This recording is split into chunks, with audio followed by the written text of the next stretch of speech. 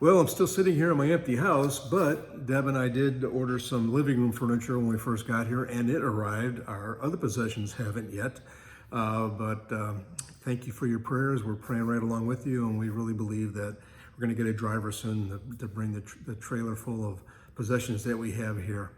In the meantime, I want to welcome you to your morning cup of inspiration, and check this out. I have a Fearless Faith mug, thanks to Wendy and Kevin up the street. They're followers of Fearless Faith. They let me use one of their mugs, and I'm really grateful for that. But today I want to talk about people that God uses. You know, God can do whatever he wants at any time. He doesn't need to use people. I mean, he could have parted the Red Sea if he wanted to, but he had Moses go and raise his staff over the Red Sea and commanded to part, and the Israelites walked through it on dry ground.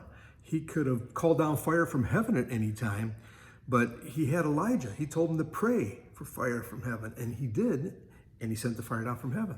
So he uses people. He'll use people in various times, and I think it's really for effect. He needs to use people to get other people's attention too. It's just not, okay, that could have happened. This could be a miracle, this could be a circumstance, it could be anything. You get all kinds of, you'll get excuses from everybody, but when God commands somebody to do something and they do it and he responds, I think that's the difference. So who does he choose? Well, I think Paul said it best when he wrote the letter to the Church of Corinth there in 1 Corinthians 1:27 through 30. He said, "But God chose those whom the world considers foolish to shame those who think they are wise, and God chose the puny and powerless to shame the high and the mighty. He chose the lowly." You know, I'm seeing a trend here. I see Dan Terry in me, okay? He chose the lowly, the laughable in the world's eyes, nobodies, so that he would shame the somebodies. For he chose what is regarded as insignificant in order to supersede what is regarded as prominent, so that there would be no place for prideful boasting in God's presence.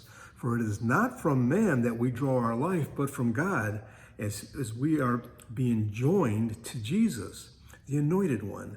And now he is our God-given wisdom, our virtue, our holiness, and our redemption. You know, God uses anyone he wants to. He used Noah. Noah drank too much, but yet he built an ark and saved the world. He used Abraham and Sarah.